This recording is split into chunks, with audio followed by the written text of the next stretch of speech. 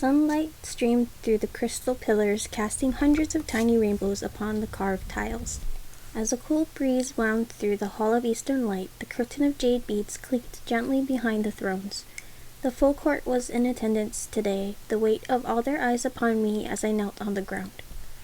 Stretching my arms out, I folded my body over, pressing my brow and palms to the floor in formal obeisance to the celestial emperor and empress. "Rise," the emperor intoned. Slowly I uncoiled my legs, lifting my head to the thrones. Today their celestial majesties were resplendent in imperial yellow brocade. Lustrous pearls cascaded from the emperor's crown, while on the empress's hair rested a gold and ruby headdress shaped like the wings of a phoenix. Besides them stood Li Wei. His high-collared robe was of midnight blue brocade embroidered with golden herons among swirling white clouds. A belt of jade links was clasped around his waist, and his topknot was encased in a sapphire crown. I searched his face, relieved to find no trace of his injuries from the eternal spring forest. I had been too nervous to seek him out before, afraid even. In that dank cavern where death courted us both, I had laid my heart bare. While I meant every word, in the light of day without the danger looming over us, the memory of my boldness scorched me, but I had no regrets. I understood now that before I could embrace my future, I had to release myself from the binds of the past. My gaze shifted to Wen Ji, who stood by the side of the hall. He gave me a reassuring nod as I smiled, warmed by the recollection of his care since my return, commanding the healers to attend to me, bringing me rare herbs and medicines to hasten my recovery. His constant presence brought the rumors surrounding us to a fevered pitch, but after what I had just been through, I cared not what wagging tongues might say, and I could no longer claim these were mere rumors alone. The celestial empress's lips were pursed like she had bitten into an unripe kumquat, while Li Wei's eyes blazed so bright I found it hard to look away. Behind me, whispers drifted in the air, my name repeated in hushed tones. I was not alone in wondering why I had been summoned today. The celestial emperor spoke then. "First Archer, you have performed a great service to our kingdom. Our son would have perished without your aid, and he spoke at length of your deeds. Princess Feng Mei has also expressed her gratitude for your rescue of her. We commend your courage and valor, and we thank you for your protection of our son and his betrothed." I smiled tightly as I bowed in acknowledgement. Such gracious praise from the celestial emperor was rarer than the moon eclipsing the sun. Yet despite his words, his face remained cold and expressionless. If he was relieved by his son's escape, or affected by Lady Hualing's death, I saw no trace of it. "First Archer Xin Yin, hear my command." How strange it was to hear my name spoken by the emperor. My body tensed, as silence shrouded the court like a blanket of snow. Something clinked, gasps swelling through the air. I looked up to find the celestial emperor had stretched his hand out to me, an oblong piece of blood-red jade resting upon his palm. "I grant you the Crimson Lion talisman." He paused, letting his words sink in. "Ask a favor for yourself and we will grant it, as long as it's in our power to do so." An attendant rushed up to him, bearing a black lacquered tray. The emperor placed the talisman upon it, the attendant now advancing toward me with measured steps, stopping before me to offer up the tray. My hands were stiff as I took the jade, staring at it numbly. A lion was carved in its center, its bulbous eyes and curling mane chiseled with exquisite detail. From its base hung a thick tassel of gold silk. The emperor's voice rumbled through the chamber, yet I only caught snatches of what he said. My heart slammed until I thought it might burst forth.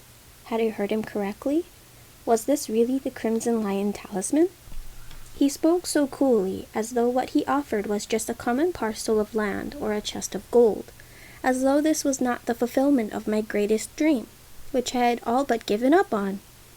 Glancing up, I found the emperor staring at me expectantly. Did he expect joyous weeping or proclamations of eternal gratitude? Certainly not this yawning silence, my sudden trepidation robbing me of voice. I had only one wish, and it was not one which would please him. "Do you need time to think this through?" A sharpness jutted through his tone. Impatience, perhaps. Or was it warning not to overstep myself? Fear assailed me that I might lose this chance. The words surged up my throat, flying out in a strangled gasp. My mother! A hush swept across the crowd. I drew a shaking breath, trying to steady my jangled nerves. My wish is for your celestial majesty to free my mother. I spoke slower this time, as clearly as I could. The Empress's eyes curved as a predator's claws. Your mother? Who might that be? The malice in her tone gave me pause. My wish would undoubtedly incite their fury. The celestial majesties would hate to appear the fool, deceived by a powerless moon goddess for all these years. What if I revealed all, only to have them deny my request and inflict greater punishment upon her? I dropped to my knees again, bending my head. Your celestial majesty, my mother did not ask this of me. This is all my own doing. I humbly ask your assistance that she will not be punished for my actions or for anything I reveal today. How dare you make demands of us? The Empress hissed. The air thickened with a sudden chill. If I were a common petitioner, the Emperor might have sentenced me to imprisonment, or worse, for my temerity. Yet the jade clutched in my fist reminded me that I had earned the right to speak today through my blood, sweat, and tears. Very well, the Empress said in an icy tone. You have my word that your mother will be safe. However, you yourself will have no such protection should we discover that you have offended us in any way. You will answer for your own actions. His threat sapped my courage. An urge to slink away gripped me, to slip into the shadows and be forgotten. Though we were parted, my mother and I were safe for now, unharmed. Was I greedy, reaching for more than I should? But I recalled what Wenji had whispered to me once, when I first stood here facing the Jade Thrones as I did today. When the battle lines are drawn, advance with clear mind. Somehow I had done it. I had won the talisman. Never again would I have a chance like this. I would not be a coward now. Not after everything I had done to get here. A rush of emotion coursed through me as I found the words nestled deep in my heart, the ones I had whispered to myself each night before I slept, before I awakened each dawn. My mother is Chang'e. I am the daughter of the moon goddess. The whispers began, faint rustles gathering into gasps, fervent mutterings accompanied by nervous shuffling of feet. Li Wei's eyes went wide, his jaw clenched tight, while Wenji's lips were drawn into a thin line. Those who knew me best, those who trusted me most, those I had kept in the dark. How betrayed they must feel upon my confession. The moon goddess? The Empress spat each word. If Chang'e is your mother, who is your father? Fear clouded my heart like ink billowing from a brush dipped into water. My father had killed the sunbirds, her beloved kin. But my anger at her crude insinuation prodded me into raising my chin to meet her gaze, to speak with less care and more pride than I should have. My father is my mother's husband, the mortal archer Hou Yi. The moment those words were spoken aloud, the tension knotted deep inside me for all these years unraveled. A lightness swept through me, a rush of freedom in acknowledging my parents. I had not realized the weight of this burden until now. Yet, beyond my fierce relief and pride, there was no glory in the unveiling of my identity. I had been pitied before for my lack of family and connections, but in the eyes of this court, it was worse by far to be tarnished by association with those who were disgraced. Fury mottled the Empress's fair skin. Her knuckles were white, the gold sheaths of her fingers digging into the armrest of her throne. The Celestial Emperor broke the stillness first. Explain yourself. His tone was grim, and the way he looked at me, it reminded me of the moment when Li Wei plunged his sword through my chest. All knew the tale of the 10 sunbirds, but none knew the truth behind the moon goddess's ascension to immortality. To the hostile audience hanging on to my every word, I retold the story I had heard once before. The danger to my mother's life and mine, her heartbreaking choice, the terror that had led her to conceal my existence. I could not help the tears pricking my eyes when I spoke of the sorrow which had haunted my mother every day of her immortal life. When I finished, I pressed my bow to the jade tiles again, swallowing my pride and resentment for this chance to be heard. For all these years, my mother has been a prisoner, living in loneliness and misery. She took the elixir to save our lives. She was unaware that she had broken any rule. How could a mortal know such a thing? I plead your celestial majesty's mercy and understanding to forgive my mother's transgressions and lift her punishment. This is the favor I ask for. I raised myself, placing my shaking palms upon my folded knees. My gaze collided with the celestial emperor's, utterly unmoved by my heartfelt plea. The empress pointed a finger at me, almost convulsing with rage. Such deceit cannot be tolerated. This family line from Chang'e and Huiyi to this girl is a treacherous one, riddled with lies, duplicity, ingratitude. It should be ended at once. The glorious hope that had sprung up a moment ago shriveled and died. Yet silence greeted the empress's words. There were no enthusiastic cries of support. Only a few nodded, and for that I was grateful. Someone strode out from the side, sinking to the floor to perform his obeisance. A courtier, I could tell from his ceremonial hat and black robe, and the yellow jade ornament dangling from his sash. A high-ranking one, to be positioned so close to the thrones, though I could not see his face from where he knelt in front of me. Your celestial majesty, may I offer my opinion? Those silken tones, the back of his profile, jostled my memory then. Where had I met this immortal before? The emperor leaned back against his throne. Rise, Minister Wu, and speak your mind. Your counsel is valued. My heart plunged. Minister Wu? I should not have been surprised. He seemed ever entwined with my most challenging times here. This close, his aura pulsed around me, as dense and opaque as a bottomless lake. The minister bowed again before rising to his feet. When he swung around, I flinched from the hostility in his expression. Your celestial majesty, neither Chang'e nor her daughter deserves your mercy. One stole your gift, the other deceived you in this contemptible manner. How brazenly the moon goddess lied to her celestial majesty when we visited her before! Upon your command, I will return there and apprehend her to be tried with her daughter for their offenses. If you allow them to go unpunished, this will set a dangerous precedent to others who will seek to take advantage of your kindness. His malice stunned me. In my brief encounter with the minister before, he had only regarded me with bored disinterest. He had not known who I was then, but why should it matter?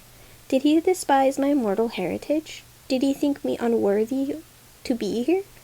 Why would he utter such vicious words, carefully crafted to inflame the emperor's suspicions and rage? Kindness? Mercy? I seethed. When my mother had been imprisoned all these years just for drinking the elixir? My mother is no threat to the celestial kingdom, I cried out, undoing all the good from my composed pleas before. She has harmed no one. She is only trying to protect me. She does not deserve such enough. The emperor spoke evenly, yet the menace which sprang from that single word was worse than any roar.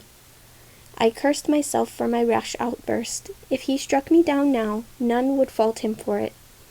In the sudden quiet, Li Wei stepped down from the dais, sweeping his robe aside as he dropped to his knees beside me. He threw me a warning glare before speaking, his voice exuding a steady calm. Honorable father, mother, I owe for first archer Xingyin my life. She risked herself to come to my aid, far beyond duty and honor. If not for her, I would be dead, Princess Feng Mei a hostage still. Our kingdom would be thrown into disarray. As your dutiful son, I must remind you that because of her valiant deeds, the first archer was granted the Crimson Lion talisman today. A royal favor, not a sentencing.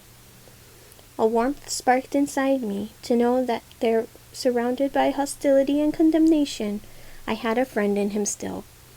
More than the fact that I could never have spoken so eloquently, Li Wei had risked his parents' wrath by reminding them of their promise, something no one else would have dared to do. It might not suffice to sway my fate, but to know he had done this, despite his discomfiture at my revelation, moved me deeply. The empress glared at him so fearsomely, a less courageous man would have slunk away. As for the expression in his father's face, I shivered, looking away. Yet Li Wei held his ground, remaining on his knees before them as humbly as a petitioner. "This is no common favor," she asks. "Eternal imprisonment cannot be withdrawn on a whim." A cunning note slipped into the Empress' voice as she added, "Moreover, the first archer's request is on behalf of her mother, not herself, which is what is due to the talisman bearer. She is more than fortunate if we don't punish her for this deceit, pretending to be someone she is not. How could she haggle over my mother's life like it was some trinket in the market? How dare she steal my victory, so hard won, and twist it into this hollow triumph? The blood I had shed, the agony I had suffered, I squeezed my eyes shut, stifling the urge to lash out again, to hurl my contempt and rage into their arrogant and uncaring faces. "Her Celestial Majesty is wise," Minister Wu agreed smoothly. "If the first archer's intentions were honorable, why did she hide her identity? Who knows what trickery she was taught by her devious mother, what plots lurk in her heart? Anger roiled in my veins. Insults to myself I could endure better than those aimed at my mother. I swung to the minister, my mouth opening to berate him, ill-advised to be sure, when footsteps clicked against the stone tiles. It was Wen Shi, sinking down beside me. "Your Celestial Majesties, please consider the first archer's valuable service. She has served loyally and bravely, helping us win victories which have strengthened the Celestial Kingdom. Moreover, First Archer Xingyin never outrightly deceived anyone. No one ever questioned whether she was the daughter of the goddess Chang'e and the mortal Hou Yi." A few heads nodded. It was a shrewd argument, one I wished I had thought of myself. The Celestial Emperor's robes rustled as he shifted on his throne. "General Jian Yun, what is your opinion?" I held my breath as the general made his way forward. From where I knelt, I could not see his face. As the Emperor's most senior commander, the general might tilt the scales in my favor, if he chose to do so. If he was not incensed by my admission, "Your Celestial Majesty, First Archer Xingyin's parentage is unfortunate. However, she has been a valiant and exceptional recruit. More importantly, she has saved the lives of His Highness and his betrothed, preserving our alliance with the Phoenix Kingdom. Such bravery should not go unrewarded, as you have graciously determined before." He paused, allowing his words to sink in. "We should appreciate the flower, regardless of its roots." The murmurs around the hall grew louder. I strained my ears to listen. Was it possible some were expressing surprise at my treatment? A whisper of cautious disapproval, even? The Emperor did not speak. My pulse raced as I sensed his gaze upon me, though I dared not move as my breath misted the tiles. Would General Jian Yun's words outweigh Minister Wu's accusations? He had spoken well, offering their Celestial Majesties a path to pardon me in the name of magnanimity and grace. But my insides clenched at the recollection of the Emperor's mercy, which he had so callously dispensed to my mother, Lady Hualing, and the dragons. "First Archer Xingyin," the Emperor said finally. I folded my body over once more, bracing myself for what would come, trying not to think of the tortures and horrors which awaited those who had offended him. "You are not to be blamed for the mistake of your parents. Your merits should stand on their own. You are bequeathed the Crimson Lion talisman for your service." My head sprang up, hope thrumming through me, barely held in check as I eagerly awaited the Emperor's next words. "However, the favor you ask for, to free Chang'e, the moon goddess, will not be granted." My fingers clenched around the jade, crumpling its tassel. What use was this now? There was nothing else I wanted from the Celestial Emperor. Though I was relieved not to be punished, there was neither respect nor gratitude in my heart. Not for this trick played upon me, my service won with false coin. "Grant me this, then, your Celestial Majesty," I said, emboldened by resentment. "A favor for me alone. That right to earn my mother's freedom through a task of your choosing. A reckless offer. Yet what did I have to lose? I would spell the terms out so clearly this time, none would doubt it again. My behavior bordered on insolent. Who was I to make demands of the Celestial Emperor? But instead of wrath, a cunning light gleamed in those fathomless orbs. A finger lifted to stroke his chin. "Very well, First Archer. We command that you perform one more task on your mother's behalf, to rebalance her offenses against us." "What is the task, your celestial majesty?" My words fell out in my haste. I would journey to the ends of the earth, to the demon realm itself, to free my mother. The emperor did not speak, holding out something to me, a dark gray lump in his palm. I leaned closer, craning my neck. It was a seal, crafted from dull metal with an intricately carved dragon on the top. Wen Ji inhaled softly, a breath of wonder. I glanced at him in surprise. The divine iron seal will release the 4 dragons, imprisoned in the mortal world for their grave crimes. Each possesses a pearl that is unique to them. I command you to retrieve the pearls from the dragons and bring them to me. The emperor's tone sharpened. If they do not obey my command, use whatever means necessary. Once the 4 pearls are in my possession, I will pardon your mother, and you will be free to return to her. I recoiled involuntarily. The venerable dragons! After learning of them in the Eastern Sea, I had no desire to challenge such great and noble creatures. Would the dragons surrender their pearls freely? If they did not, could I harden myself to do what I needed to? What the emperor expected of me? Are we in agreement? His voice was edged with impatience. I swallowed my unease, letting it settle in my stomach like congealed grease. I had asked this of the emperor, sought this chance. How could I hesitate now? Cupping my hands before me, I bowed in acceptance of his terms. The bargain was struck, as commonplace as those in the market, yet the stakes here were far higher. An attendant came forward, placing the seal into my outstretched palm.